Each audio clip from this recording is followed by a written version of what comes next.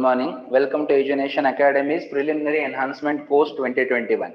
Now, this course is specifically designed for this year's preliminary, which has been extended, which has been postponed by the UPSC, which was expected to be held in the month of June. But now it is going to be held in the month of October. So, being now we at Education Academy, most of you people might have already known me, and you might have already seen this that. We always try to give as much as possible to the students from our end, and this is one of the initiatives in that direction itself, because earlier when this course was announced, this was a paid course, but later on a lot of people showed their incapacity of paying fees, and therefore we have made this course for free.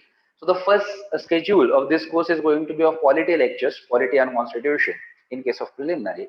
We are going to give this for free. This was promised to happen on YouTube Live, but today we faced a little problem.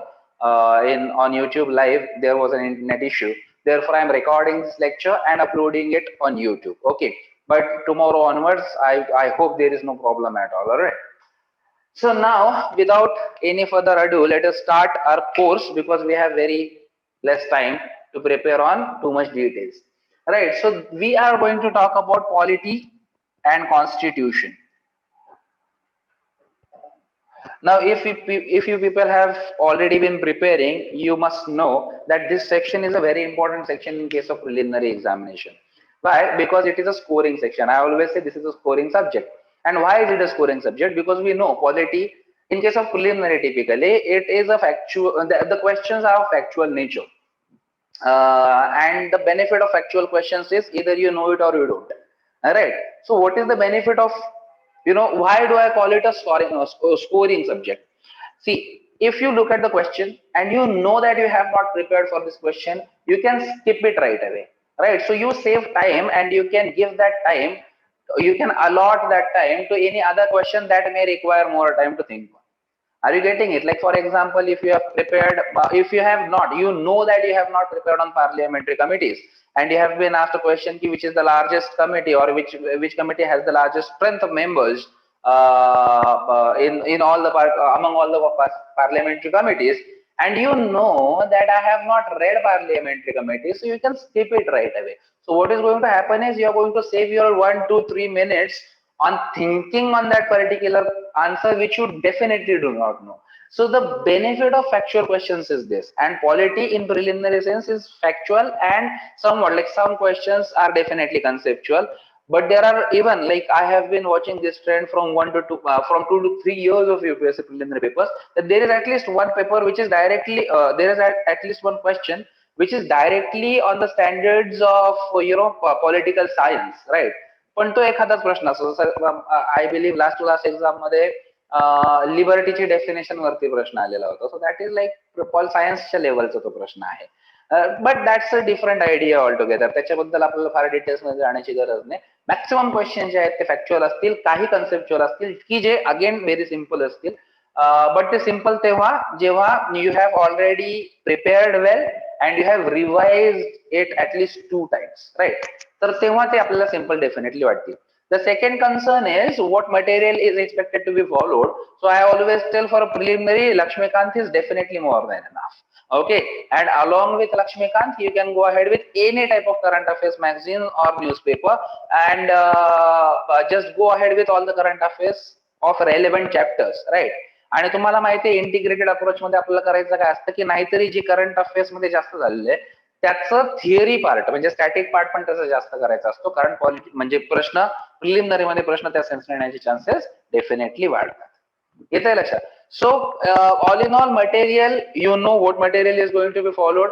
You know polity is definitely a very simple subject if taught and learnt well and if revised well, right? That is very important.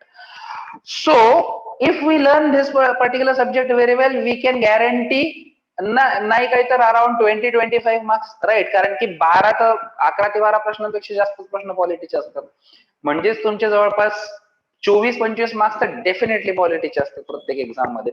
तर तेवढ्याची guarantee घेणं is a big deal, isn't it? प्रिलिमिनरीच्या sense मध्ये तेवढी भरपूर जास्त आहे, आलं लक्षात? तर त्याच्यामुळे इथून पुढे जे लेक्चर्स असतील रोज ते पॉलिटीचं पहिलं स्केड्यूल असेल तुमचं, ह्यानंतर पॉसिबली हिस्ट्रीचं स्केड्यूल असेल, त्यानंतर इकॉनॉमी आणि त्यानंतर जिओग्राफी असे स्केड्यूल्स चालतील. I request you all to join live lectures. आता आज अनफॉर्च्युनेटली ते शक्य होत नाहीये, परंतु join live lectures. And if you have not registered yourself, then the number of the academy has been provided in the last video. So channel वरती, युट्यूबच्या channel वरती जो लास्ट व्हिडिओ आहे तो बघा. त्यामध्ये स्ट्रॅटेजी पण सांगितलेली आहे पुढच्या 100 दिवसांची आणि नंबर दिलेला आहे. त्यावरती तुमचं नाव, नंबर, व्हॉट्सअपचा नंबर आणि तुम्ही ज्या सिटीतनं लेक्चर्स करताय त्या सिटीचं नाव, हे 3 डिटेल्स तुम्हाला त्याच्यावरती पाठवायचे, so that you will be notified of the lectures. But in anyway 11:30 रोज युट्यूब लाईव्ह वरती आपण ते काम करणारच आहोत. Okay. So the first chapter we will start from typical chapters directly, right? आपण त्यात फार डिटेल्स मध्ये बोलण्याची गरज नाही, तुम्हाला फार समजून सांगण्याची गरज नाही, because I know that you people have been preparing. So काहीतरी डिटेल मध्ये जाण्याची जास्त गरज नाहीये. तर आपण सुरुवातीपासून सुरू करूया. सरळ आपण सुरू करूया preamble, right? Preamble to the Indian constitution. Right, very important chapter in case of preliminary as well as mains. Why important in case of preliminary? Because there have been 3 to 4 questions directly from this particular chapter down the line, म्हणजे ज्या exams आपण बघतो त्या. आणि men's साठी पण definitely important आहे, कारण की डायरेक्ट प्रश्न जरी आपल्याला फक्त 2016 रिसेंट जर बघितलं तर फक्त 16च्या मेन्स मध्ये दिसला प्रिॲम्बलशी रिलेटेड, पण तरी प्रिॲम्बलचा डेटा किंवा प्रिॲम्बलचा रेफरन्स आपल्याला भरपूर वेगवेगळ्या प्रकारे वेगवेगळ्या क्वेश्चन्स मध्ये देता येत असतो. त्याच्यामुळे this is definitely a very important chapter in case of both of the examination, but we are going to deal with preliminary examination. Okay, so preamble to the Indian Constitution. Before we start with the actual subject or actual data of preamble, we need to talk about, or we need to discuss about some basic points of the preamble. Now, what are those basic points of the preamble? First of all, we need to understand that this preamble is, म्हणजे what is the inspiration? Is it something that Indian Constitution has started in the world? So no, it is not. Okay, असं नाही की फक्त Indian constitution मध्येच प्रिॲम्बल आहे. Yes, पण we are among those very few countries, और we are among those very few constitutions which has preamble, right? तर आपल्या कॉन्स्टिट्यूशनला प्रिॲम्बल आहे, जगातल्या फार कमी कॉन्स्टिट्यूशनला प्रिॲम्बल असतं.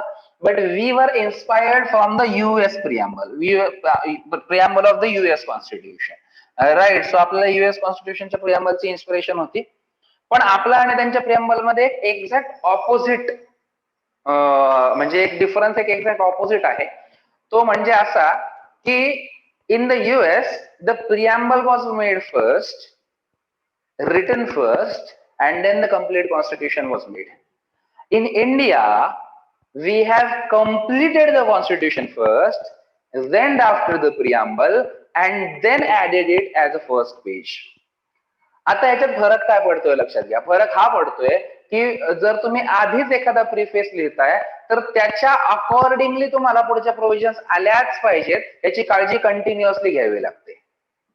परंतु जर तुम्ही अगोदरच सगळ्या प्रोव्हिजन्स करून घेतल्या तर नंतर त्या प्रोव्हिजनची एक समरी म्हणून फार सुंदर तुम्हाला प्रिॲम्बल किंवा कुठलाही समरी टाईप एक टेक्स्ट बनवता येतो. मग आपलं ते आहे, त्याच्यामुळे आपलं प्रिॲम्बल आणि तुमचं आपलं कॉन्स्टिट्यूशन याच्यामध्ये तुम्हाला कधी तसा स्टार्क डिफरन्स दिसत नाही. Okay, you will always see that there is always interrelation, interconnection of the provisions with preamble and other parts of the constitution, because we have completely made the constitution first and then added the preamble. It is a very important theory. Why have I explained this so much? Because you might be asked in preliminary, or I don't know, even in mains also, that is preamble, how is preamble significant, or how much important is it? So it is too much important, because it looks as a preface, but it works as a summary also. So if you understand the preamble completely, you understand the essence of the constitution completely. Okay, so very important argument to be made in the case of preamble. Okay, तर सगळ्यात important हे आहे की आपलं inspiration घेतलेलं आहे, परंतु ते इन्स्पिरेशन आहे, it is not copy. Okay. Second, we say it is a modified part of objectives resolution. Now I believe you might know, or actually you must know, what is objectives resolution. Objectives resolution was that particular bill which was moved by Pandit Jawaharlal Nehru when we started the meetings of our constituent assembly, right?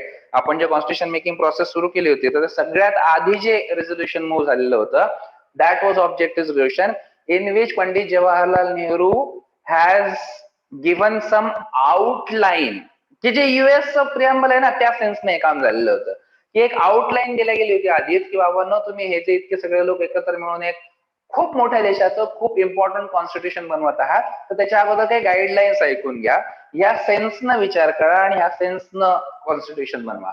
तर objective resolution was duly discussed and then passed unanimously, and then we have started making this constitution. That means objective resolution played very important role in making this Indian constitution.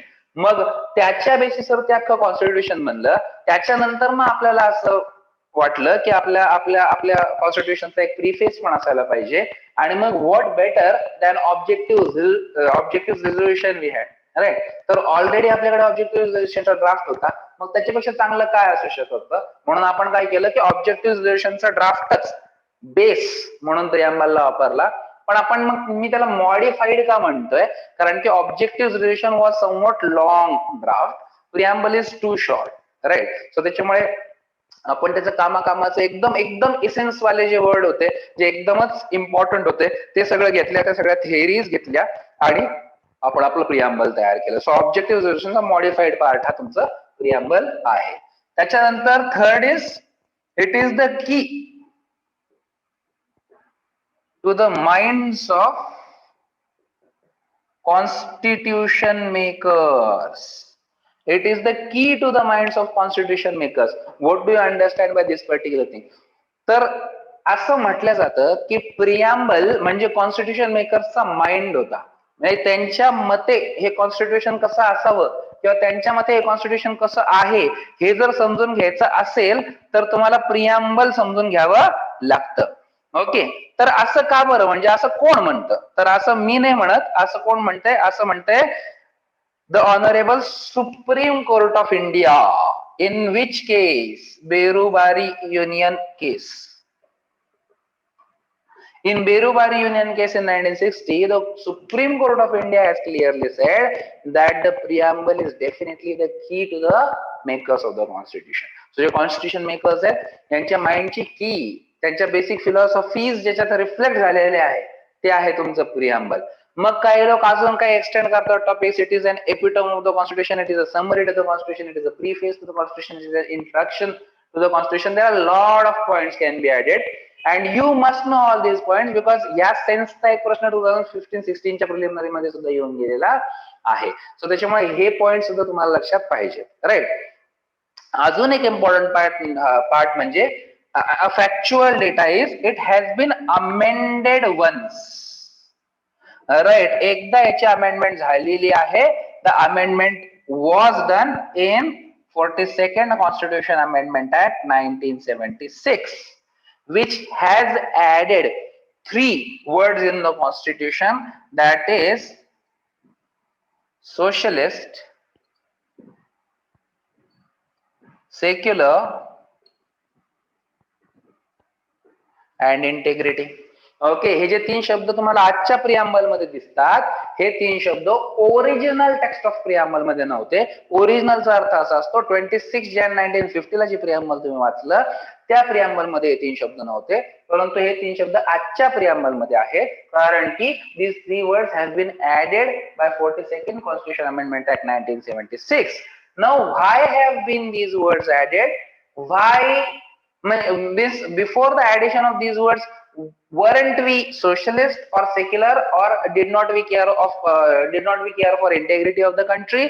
हे जे discussion ते मेन्सचे discussion, तर ते आपण आता करणार नाही की हे शब्द काय झाले, याच्या मागचं बॅकग्राऊंड म्हणजे याच्या मागची स्टोरी काय आहे, आणि हे शब्द म्हणजे ह्याच्या अगोदर काय आपण सेक्युलर नव्हतं का 76च्या अगोदर, की सोशलिस्ट नव्हतो, की इंटिग्रिटीची केअर नव्हतो का, हे सगळं मेन्सचे डिस्कशन आहेत. तर leave it for the mains now, right. परंतु इतके इन्फॉर्मेशन तुम्हाला प्रिलिमिनरीसाठी हवी सध्याची, की हे 3 शब्द नंतर ऍड झालेले आहेत. Now let us come down to the text of the preamble.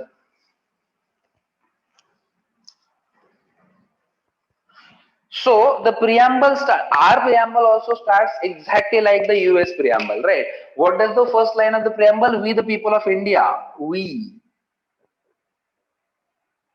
the people of India, having solemnly resolved to constitute India into a sovereign,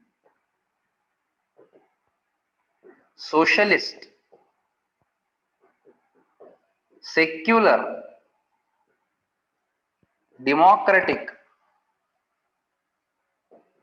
republic. Right.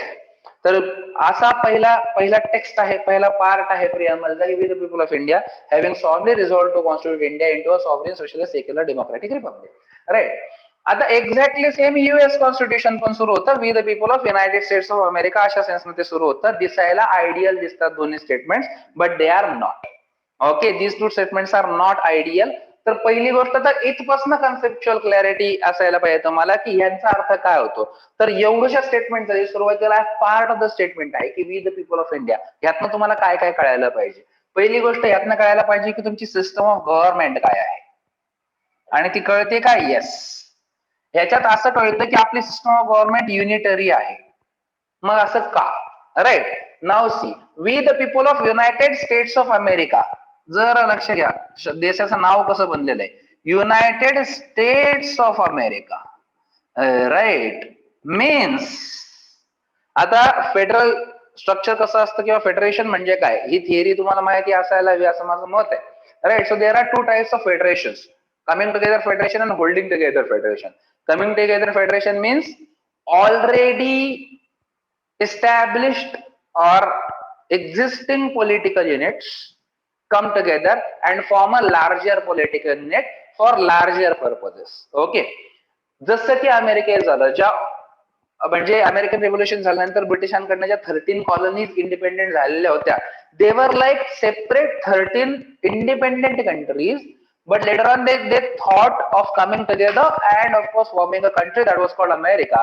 But when you are already an entity and come in the group with other same kind of entities, you always want to protect your identity forever. Right. कारण की मग कोणीतरी दुसऱ्या एंटायटी जी तुमच्यापेक्षा strong असू शकते, ती तुमच्यावरती overlap करायला अशी तुम्हाला नेहमी भीती असते. म्हणून असे अग्रीमेंट जेव्हा होतात तेव्हा नेहमी ते ह्या सेन्स न होतात की ह्या आयडेंटिटीज अशाच राहतील. सेंट्रल गव्हर्नमेंटला एवढी पॉवर कधीच राहणार नाही की यांची आयडेंटिटी तुम्ही चेंज कराल. म्हणून मग ज्या कॉलनीज एकत्र आल्या, त्या कॉलनीज ह्याच अग्रीमेंटने एकत्र आल्या की आम्हाला सेंट्रल गव्हर्नमेंट कधी तोडणार फोडणार नाही, आमचे इंटरनल डिसिजन असतील ते आम्हीच घेऊ. म्हणून एक क्लासिक फेडरल कंट्री म्हणून अमेरिकेकडे बघितलं जातं, आणि that is a coming together federation.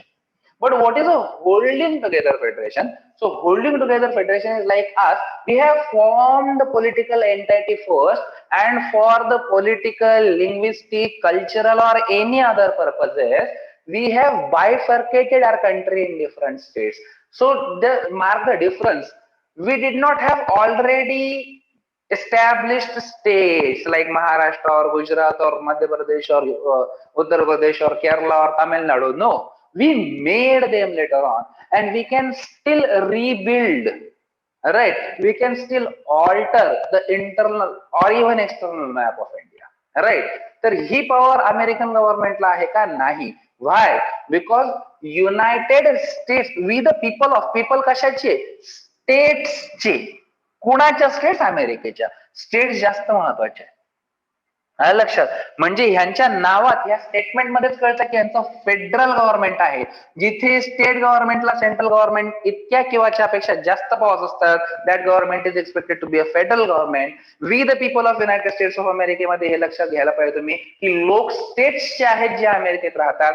आपण म्हणतोय we the people of India. We are not the people of the states of India. We are not the people of Maharashtra, India. We are the people of India, Maharashtra. American citizen जेव्हा तुम्हाला introduce करेल तेव्हा त्याचं नाव तो सांगताना सांगेल की my name is XYZ, and then he will tell his state's name and the country's name. Right. But when we talk or we introduce ourselves, we say ki my name is Madhur Pofre, India, and I am from Maharashtra state. Okay, तर जर गरज पडली तर, नाही तर काही गरजही नाही. आपल्याला स्टेटची स्पेशल आयडेंटिटीची म्हणजे नाहीच आहे. राईट. सो हे क्लिअरली कुठून कळतं? We the people of India. So what do you understand? First of all, we are a unitary form of government. Second, we are one people. आता वन पीपल हा शब्द ऐकायला विचित्र वाटतो इंग्लिश लँग्वेज मध्ये, इजंट इट? का? कारण की one is a singular word, the people is a plural noun, right? So one is a singular noun, आणि सिंग्युलर नाउन सोबत तुम्ही प्लुरल नाउन कनेक्ट कसं करताय? तर त्या डिटेल्स मध्ये न जाता I am telling you a theory. Right. तर हा प्रश्न काय की आपण वन पीपल म्हणून समोर येतोय जगाच्या. वन पीपलचा अर्थ काय? We have only one identity and that is India. Right. आपल्याकडे म्हणजे तुम्ही कुठले असू द्या ना, you can be from Kerala, you can be from West Bengal, you can be from Maharashtra, you can be from Jammu and Kashmir now, fortunately. आणि तुम्ही कुठले असू द्या, तुम्ही काय सांगणार?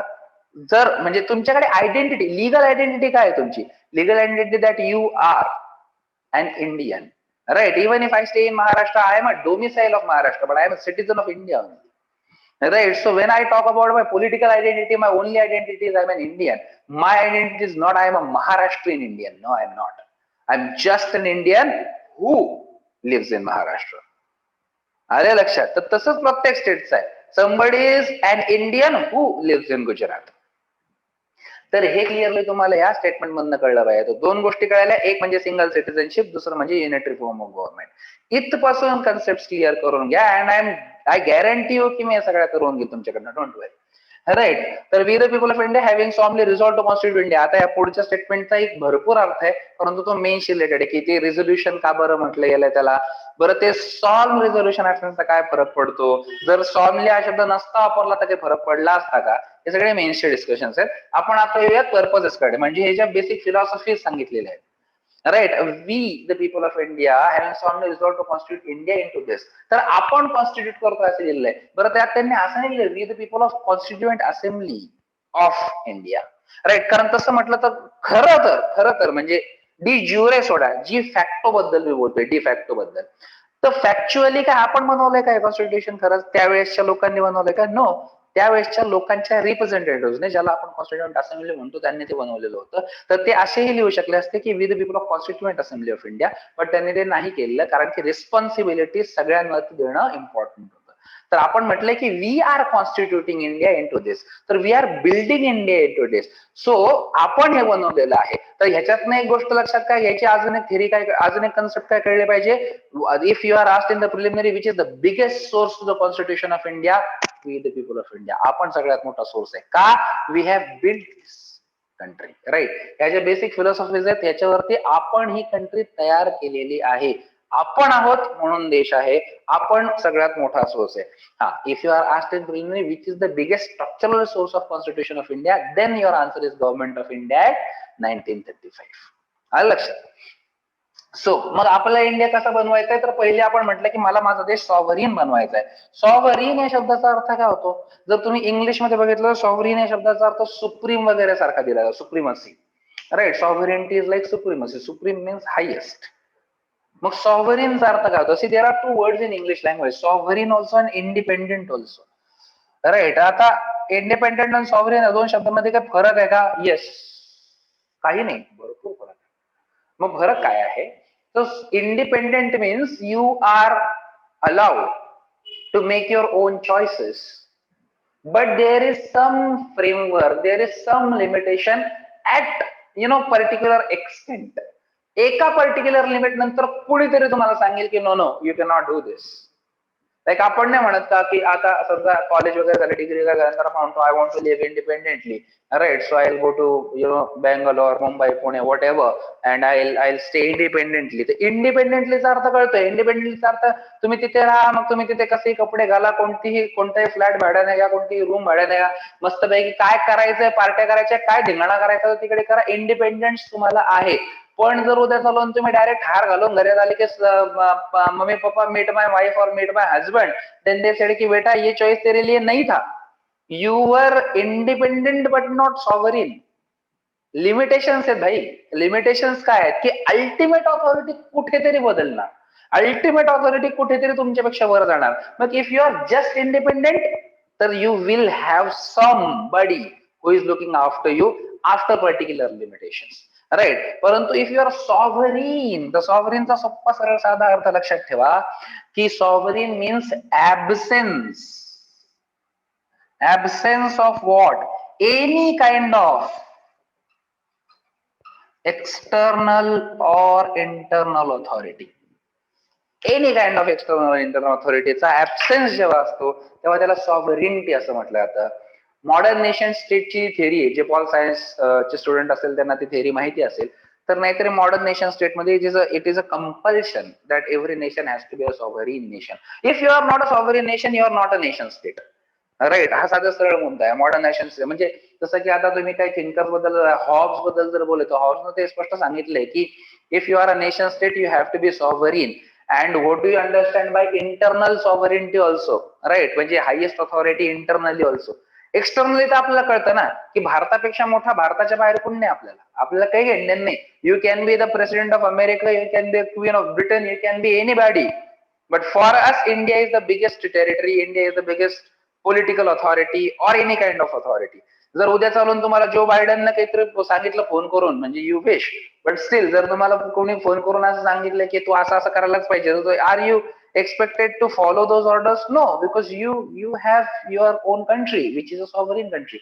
So externally आपल्याला समजतंय की एक्सटर्नली आपल्यापेक्षा आपल्याला ऑर्डर देणार असं कोणी नसायला पाहिजे. पण इंटरनलीचा अर्थ काय होत असतो? इंटरनलीचा अर्थ जसं की हॉर्सनं सांगितलं की if you are a nation state there shall be nobody in the country also who orders, who runs that nation state. जसं की आताच्या मॉडर्न टाइम्स मध्ये म्हणजे आपण पार्लियामेंटरी डेमोक्रेसी यूज करतो म्हणून आपण म्हणूयात पार्लमेंट. आता याच्यात ऑफकोर्स मेन्स हे पण डिस्कशन आहे की who is really sovereign, the people of India or the parliament or the government or the judiciary. Because external authority बद्दल तुम्ही जर म्हटलं, म्हणजे कोणत्या ऑथॉरिटी बद्दल तुम्ही जर म्हटलं की नसायला पाहिजे, तुम्ही म्हटलं की people of India are sovereign, तर असं कसं आपण तर गव्हर्नमेंटचा ऐकतो. गव्हर्नमेंट म्हणजे पण पार्लमेंट, मग पार्लमेंट सॉव्हरीन आहे का? नाही यार, पार्लमेंट तर लॉ तयार करते, पण त्यांनी तयार केलेला लॉ ज्युडिशरी काढून टाकू शकते. मग ज्युडिशरी सॉव्हरीन आहे का? नाही यार, ज्युडिशरी रिमूव्ह करण्याचा अधिकार पण पार्लमेंटला दिलाय. मग परत पार्लमेंट सॉव्हरीन आहे का? नाही, कॉन्स्टिट्यूशन मुळे तर पार्लमेंट एस्टॅब्लिश झालं. मग कॉन्स्टिट्यूशन सॉव्हरीन आहे का? नाही, कॉन्स्टिट्यूशन अमेंड करण्याचा अधिकार तर पार्लमेंटला आहे. मग परत पार्लमेंट सॉव्हरीन आहे का? नाही, पार्लमेंट मध्ये पाठवणारे लोक तर आपण आहोत. मग आपण सॉव्हरीन आहोत का? बघावं. राईट. तर जे काय असेल ते तर ते मेन्सचं डिस्कशन आहे की नक्की आपल्या पॉप्युलर सॉव्हरेंटी म्हणतात त्याला, ती परत एकदा डिज्युअर वेगळा आहे, डी फॅक्टो वेगळा आहे.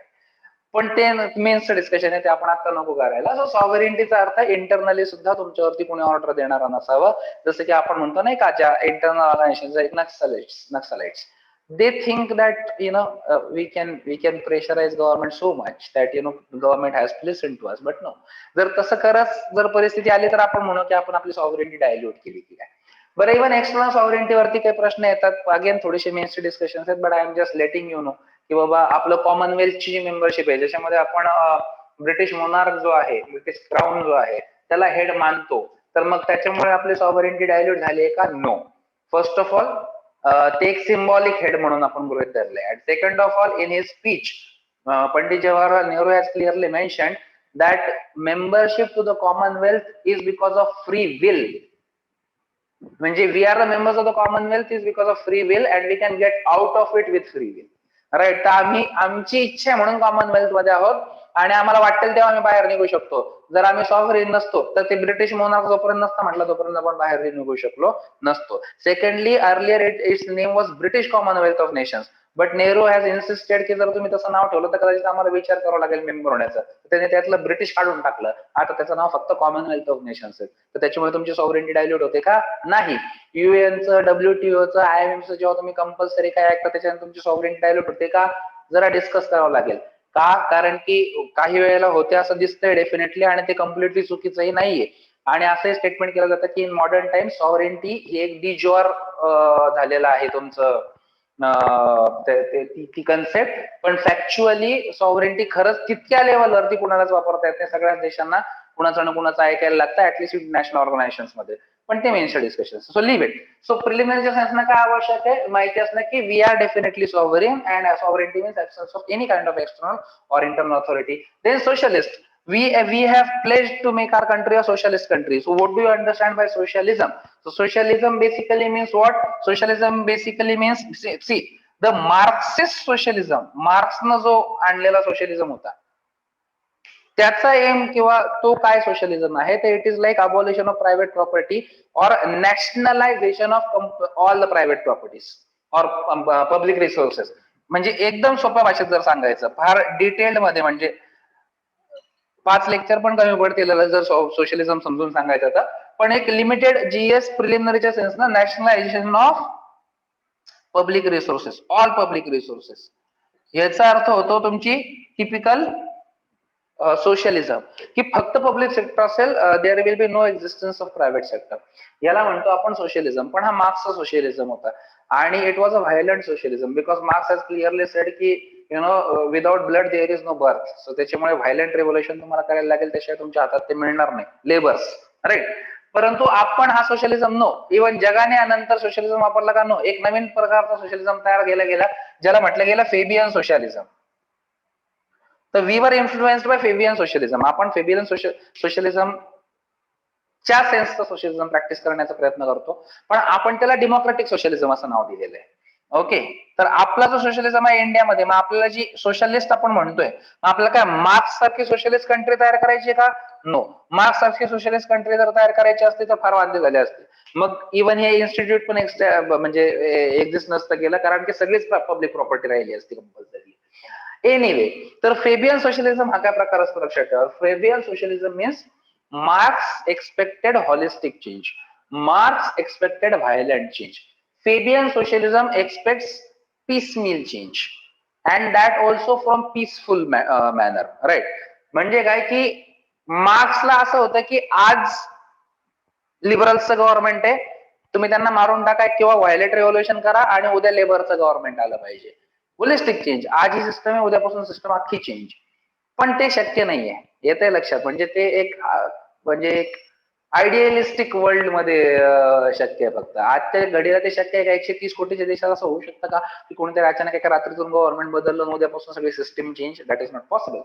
फेबियन सोशलिझम कसं असतं? Piecemeal change, right. Piecemeal change म्हणजे काय की हळूहळू थोड्या थोड्या गोष्टी चेंज करा. म्हणजे सोसायटीला पण सवय लागते चेंजेस ऍक्सेप्ट करण्याची, कारण सोसायटी शक्यतो चेंजेस ऍक्सेप्ट करत नाही, राईट. सो त्याच्यामुळे चेंजेस ऍक्सेप्ट करण्याची त्यांना सवय लावा, मग हळूहळू हळूहळू करत मोठे मोठे चेंजेस आणा. आलं लक्षात? तर that is how Fabian socialism achieves it's goals. मग आपण पण त्याच सेन्सचं म्हटलं की डेमोक्रेटिक सोशलिझम, जे लोकांचं मत असेल ते चेंज करत चला, फोर्स करू नका टिपिकली त्यांच्यावरती. ह्या प्रकारचं सोशलिझम आपण आणतो. मग तो कोणत्या सेन्सनं आपण वापरलेला आहे तर आपण पब्लिक प्रॉपर्टीच फक्त एक्झिस्टन्स आणि प्रायव्हेट प्रॉपर्टीचं अबॉलिशन या सेन्सनं आपण सोशलिझम वापरतोय का? Of course not.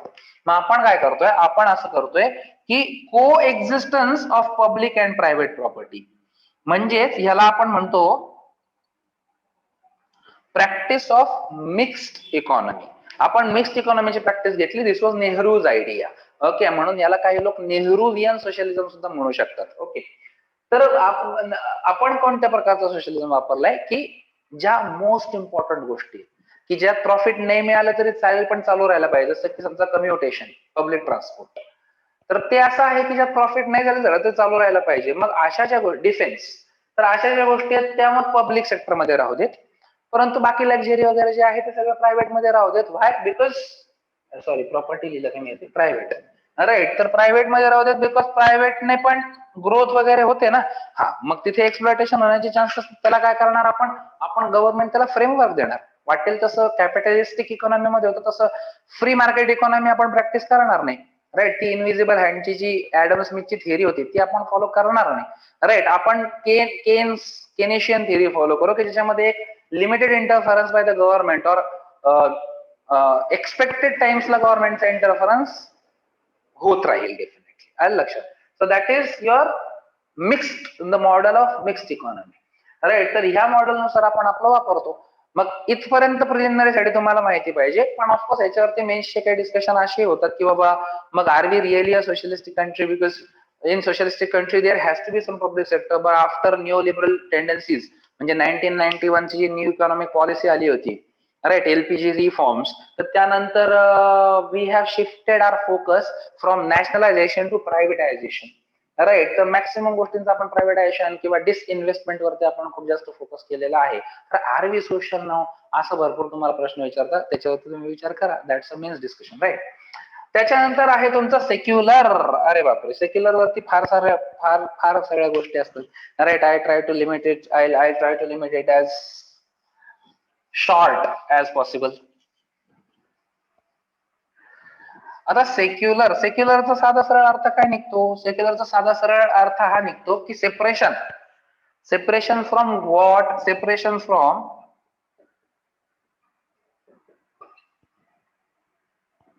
रिलिजन. बरं, कुणाचं सेपरेशन? State separation. स्टेट म्हणजे काय? याचा अर्थ तुम्ही पॉलिटिक्सला प्रिलिमिनरी द्यायला जात असाल, म्हणजे जात आहात, म्हणजे तुम्हाला याचा अर्थ कळत असेल असं मी गृहीत धरतो. जर नसेल कळत तर इथेच समजून घ्या की तुम्ही प्रिलिमिनरी नाही दिली तरी चालेल, right. So here I am talking about the nation, right, the political unit.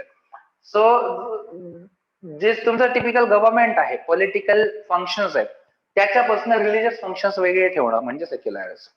Okay. आता this is a concept of western secularism, negative secularism. Again this concept is too broad. Okay, म्हणजे किंवा याला negative secularism पण म्हणतात. आता याला negative का म्हणतात आणि वगैरे ह्या डिस्कशन्स मध्ये मी नाही पडत, कारण की मग त्यात खूपच वेळ जाईल. परंतु म्हणजे लेटर मिडिवल पिरियड किंवा अर्ली मॉडर्न पिरियड आपण म्हणा, तेव्हा ही आलेली कन्सेप्ट आहे. आणि ह्या कन्सेप्ट मध्ये त्यावेळेस political thinker the major role was played by definitely Machiavelli. तर त्यावेळेसच्या पॉलिटिकल थिंकर्सनी ही जी कन्सेप्ट आणलेली होती सेक्युलरिझमची, त्याचं रिझनच होतं की रिलिजनचा कम्प्लीट इंटरफरन्स होता. म्हणजे रिलिजियस अफेअर्स मध्ये तर स्वतः डिसिजन घ्यायची, पण इव्हन पॉलिटिकल अफेअर्स मध्ये रिलिजनच डिसिजन घ्यायची. म्हणजे king was like a subordinate to the church. आणि त्याच्यामुळे मग असं व्हायचं की बाबा मग किंग काय कामाचं. सो ते नसायला हवं आणि किंगकडे खरंच रिअल पॉलिटिकल पॉवर असल्या पाहिजे, म्हणून ही थिअरी आलेली होती. आपल्याकडे ही थिअरी ऍप्लिकेबल नाही. And therefore Indian secularism, we have changed it and we have made it into positive secularism. आणि त्याला आपण इंडियन ब्रँड ऑफ सेक्युलरिझम म्हणतो. मग इंडियन सेक्युलरिझम हा सेक्युलरिझमच नाही असंही काही आजही वेस्टर्न थिंकर्सचं मत आहे. But that is their own idea. Okay, तर त्यांचं मत आहे आणि everybody is entitled to their own opinion. आपल्याला एक कळतंय की आपल्याला या सेक्युलरिझमची गरज होती. लक्षात घ्या, आपण जर हा सेक्युलरिझम प्रॅक्टिस केला असता, separation of religion from the politics, तर किती वांदे झाले असते. का? कारण की जी एक होमोजिनस कंट्री आहे, ज्याच्यामध्ये शक्यतो मॅक्सिमम लोक एकाच प्रकारची रिलिजन फॉलो करतात, एकाच प्रकारची लँग्वेज बोलतात, एकाच प्रकारचं कल्चर फॉलो करतात, त्या ठिकाणी त्यांना इनसिक्युरिटी असण्याचा प्रश्न नाही गव्हर्नमेंट कडनं, किंवा गव्हर्नमेंट आमच्या रिलिजनला काही त्रास देईल, किंवा मेजॉरिटी बाकीची दुसरी कुठली तर रिलिजन आमच्या रिलिजनला त्रास देईल, असे त्यांना इनसिक्युरिटी असण्याचा टेन्शनच नाहीये. परंतु you picture India in that scenario, की इथे किती सारे रिलिजन्स आहेत आणि ज्यातली हिंदू सोडली तर बाकी सगळ्या रिलिजन्स मायनॉरिटी मध्ये जातात. सो जेव्हा तुम्ही मायनॉरिटीत असता तेव्हा तुम्हाला भीती असते की एकतर मेजॉरिटी कडनं आपल्याला त्रास होऊ शकतो किंवा गव्हर्नमेंट कडनं आपल्याला त्रास होऊ शकतो, राईट. आणि त्या इन्सिक्युरिटी मध्ये तुम्ही जर कायम राहिलात तर मग देश इंटिग्रेटेड राहील याची गॅरंटी आहे का? नाही. एका पर्टिक्युलर वेळा तुम्ही म्हणाल की एक काम करू ना, आपण आपला वेगळा देश घेऊया किंवा आपण इथनं म्हणजे we will separate from this country. So हे कधीच होऊ नये यासाठी आपण एक पॉझिटिव्ह सेक्युलरिझमची प्रॅक्टिस केली. कारण नेगेटिव्ह सेक्युलर मध्ये काय होणार की the government will not interfere into religion, but at the same time it will not try to protect it also, right. म्हणजे गव्हर्नमेंट काहीच करणार नाही. आता ऑफकोर्स अगेन होमोजिनस कंट्रीमध्ये प्रोटेक्शनची गरजच नसते, पण इंडियन केसमध्ये मग प्रोटेक्शन पण झालं नसतं, तर मग कधी कधी गव्हर्नमेंटचा इंटरफरन्स एक्सपेक्टेड असतो. ऍटलिस्ट अशा कंट्रीत की जिथे रिलिजियस कॉन्फ्लिक्ट होण्याची खूप जास्त शक्यता आहे. म्हणून आपण काय म्हटलं की आम्ही पॉझिटिव्ह सेक्युलरिझम युज करू. म्हणजे आम्ही काय केलं, आम्ही इथे गव्हर्नमेंटला ठेवलं आणि Hindu, Muslim, Sikh, Jain, Buddhist, Parsis, whatever, जितक्या काही ज्यूज, जितक्या काही रिलिजन्स असतील, या सगळ्या रिलिजन्सला बघा इक्वल डिस्टन्स वरती गव्हर्नमेंट बघतं. म्हणजे आपण काय म्हटलं, rather than separation from religion, आपण म्हटलं equal treatment to all the religions. Means government will not interfere into any religion म्हणण्यापेक्षा आपण काय म्हणतो, if it will interfere, it will interfere into all. If it will not, it will not it will not interfere in any. If it will support all or not any. आलं लक्षात? म्हणजे सगळ्यांसाठी same treatment होईल, ज्याचा फायदा काय होणार, कुठल्याच रिलीजनला लेफ्ट आउट फील होणार नाही आणि दुसऱ्या कोणाकडनं इनसिक्युरिटी पण वाटणार नाही. म्हणून आपण ह्या प्रकारचा सेक्युलरिझम प्रॅक्टिस करू शकत नव्हतो, वेस्टर्न सेक्युलरिझम. म्हणून आपण पॉझिटिव्ह सेक्युलरिझम प्रॅक्टिस करतो, आपण इंडियन सेक्युलरिझम प्रॅक्टिस करतो. आलं लक्षात? याच्यावरती मेन्सचे दुनियाभरचे डिबेट्स आहेत, परंतु ते आपण आताच नाही करू शकत की आर वी रिअली सेक्युलर, मग what are the challenges to Indian secularism, etcetera etcetera. Okay. त्याच्यानंतर आहे तुमचं एकदम सोप्या दोन terms, that is democratic and republic. आता डेमोक्रॅटिकचा अर्थ शाळेपासून आपण हे शिकतोच आहे ना, डेमोक्रेसी, लोकशाही म्हणजे काय, काय लोकांनी लोकांसाठी, लोकांकडून लोकांमुळे, लोकां काय काय जितक्या काय प्रेपोजिशन तेवढे सगळे आपण वापरायचो, right. So it is government for the people by the people, right. तर ते साधं सरळ आहे. तर डेमोक्रॅटिक म्हणजे काय, की आता बघा दोन म्हणजे त्याचा जो डेमोक्रॅटिक हा वर्ड आहे, तर it is made up of two different Greek words, that is demos and kratos. Okay. आणि त्याचा अर्थच होत असतो the people and the government. म्हणजे पीपल्स गव्हर्नमेंट म्हणजेच डेमोक्रेसी. आलं लक्षात? So democracy means the government that is run by the people. आता डेमोक्रेसी जी असते, आता आपल्याला डेमोक्रॅटिक गव्हर्नमेंट फॉर्म करायचं आहे, इतकीच कन्सेप्ट आहे, त्यात काही लोड नाही. फक्त एवढंच आहे की मग डेमोक्रॅटिक गव्हर्नमेंट फॉर्म करायचं तर कशी democracy. Because earlier when the democracy started in the world, it started as direct democracy. Later on it's changed its nature in the form of indirect democracy owing to the geographical expansion of the countries, right. जी modern nation state जेव्हा सुरू झालेली होती ना, तेव्हा ते खूप छोट्या छोट्या होत्या, सिटी स्टेट्स होत्या. मग तेव्हा डायरेक्ट डेमोक्रेसीची प्रॅक्टिस सुरू, म्हणजे डेमोक्रेसी म्हणजेच डायरेक्ट डेमोक्रेसी असं गृहीत धरलं जायचं, जिथे deliberations were allowed to everyone. Okay. म्हणजे कॉमन सिटीजन्स पर्यंत डेलिबरेशन जायचे, म्हणून डायरेक्ट डेमोक्रेसी. मग काय, मग आपण डायरेक्ट डेमोक्रेसी बनवणार का आपल्या देशाला, तर नाही.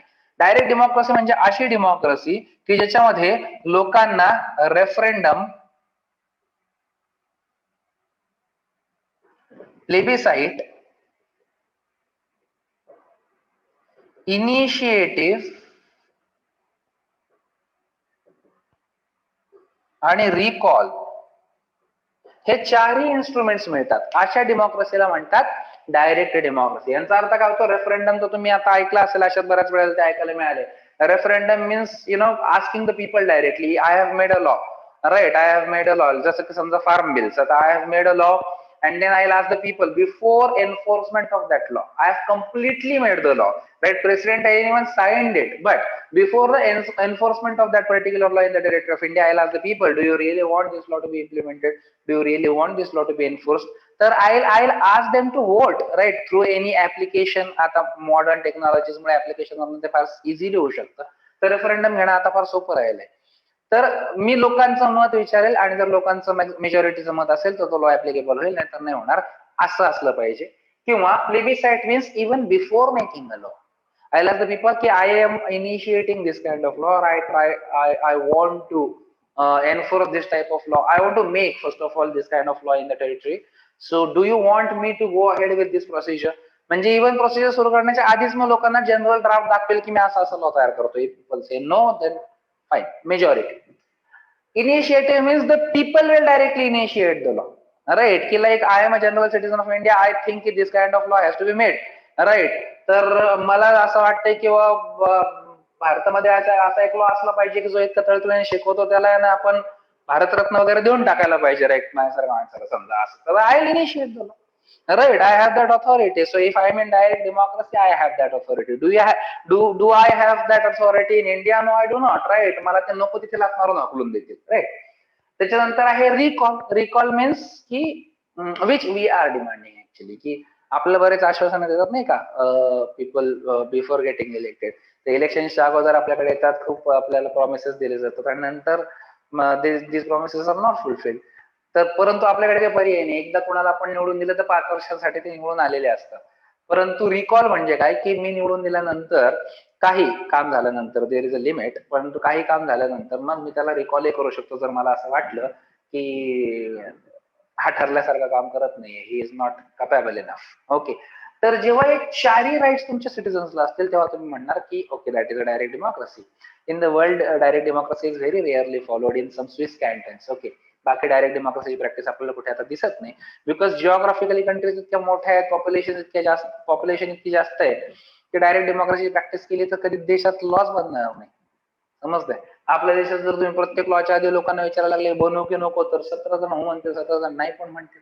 राईट, तर ते खूप वांदे होतील आणि खूप लेट ती प्रोसिजर होईल. तर त्याच्यामुळे म्हणजे खूप छान असते डायरेक्ट डेमोक्रेसी, ऍक्च्युअली डेमोक्रेसी तीच असायला हवी, बट तशी की म्हणजे ती प्रॅक्टिस करू शकत नाही फॉर प्रॅक्टिकल रिझन्स. मग आपण इनडायरेक्ट डेमोक्रेसी प्रॅक्टिस करतो. आता of course in indirect democracy again there are two types, parliamentary form of government and presidential form of government.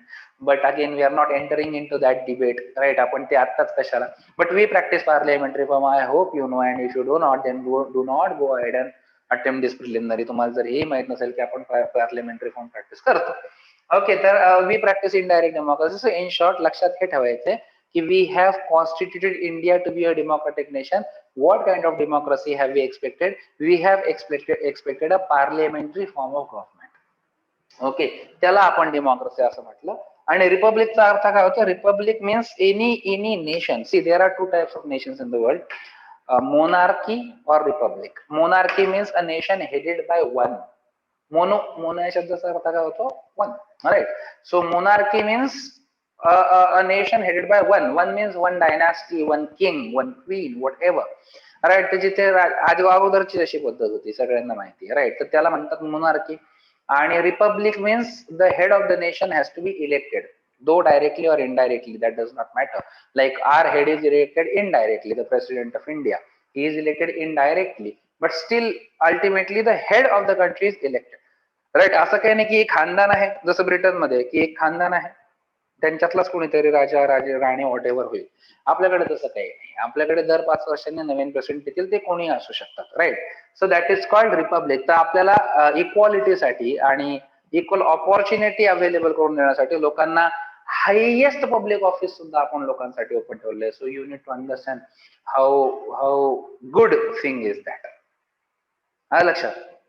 So these are the 5 basic philosophies that the preamble of Indian Constitution talks about, and you can see literally these philosophies being reflected in lot of provisions of the Constitution also. Okay, आणि इथून पुढच्या ज्या आहेत त्या मग ते AIIMS आणि objective आहेत. एम्स अँड ऑब्जेक्टिव्ह म्हणजे काय प्रकार आहे? ते AIIMS and objective means what we try to achieve, right? So this constitution has been made by the constitution makers. Later on these people became the government itself, and when you make something and you try to use it, we are sure that you are going to use it purely, right? तर तुम्ही कॉन्स्टिट्यूशनचं म्हणजे ते जी first generation होती आपल्या लिडर्सची, ते कॉन्स्टिट्यूशनचं फार violation करणार नाही याची आपल्याला गॅरंटी होती, कारण त्यांनीच तर ते बनवलेलं होतं. परंतु what if the upcoming government do so, right? येणारे गव्हर्नमेंटनं जर ते कॉन्स्टिट्यूशनला तसं केलं असतं तर काय? हा एक खूप मोठा प्रश्न कॉन्स्टिट्यूशन मेकर समोर होता. म्हणून ते म्हटले की why not we give them aims and objective. आपले जे एम्स अँड ऑब्जेक्टिव्ह आहेत, देश असा बनला पाहिजे, आपण त्यांना सांगावं, जेणेकरून त्यांनी लॉ मेकिंग मध्ये लक्षात ठेवलं पाहिजे की ओके आपल्याला असा देश बनवायचा आहे आणि लॉ मेकिंग मध्ये हे झालं पाहिजे. मग आपण पुढचे एम्स अँड ऑब्जेक्टिव्ह दिलेले ते कोणते कोणते? Justice, liberty, equality, fraternity, right. हे आपण एम्स अँड ऑब्जेक्टिव्ह दिलेले आहेत. तर we are going to talk about those aims and objective also, but as this is not a live lecture, but as I have promised we have started this course from today. तर उद्यापासून आपण live lecture मध्ये हे सगळे उरलेले details आता करूयात. So I again request you to send your registration details, subscribe to the channel and please share it, because now you might have seen how intensely we teach, right? So आम्ही फार detail आणि intensity, म्हणजे not because म्हणजे हे free आहे म्हणून कसंही शिकून जायचं हे धंदे नाही करत आम्ही, राईट. ते करणं एक्सपेक्टेड पण नाहीये. त्याच्यामुळे if you think that we are teaching well, then go ahead and share this video with your friends, and let them also understand the concepts that you understand. All right, so I'll see you tomorrow at 11:30 on YouTube live. Don't worry, we'll see to it की काही उद्या तरी problem व्हायला नको. All right, see you.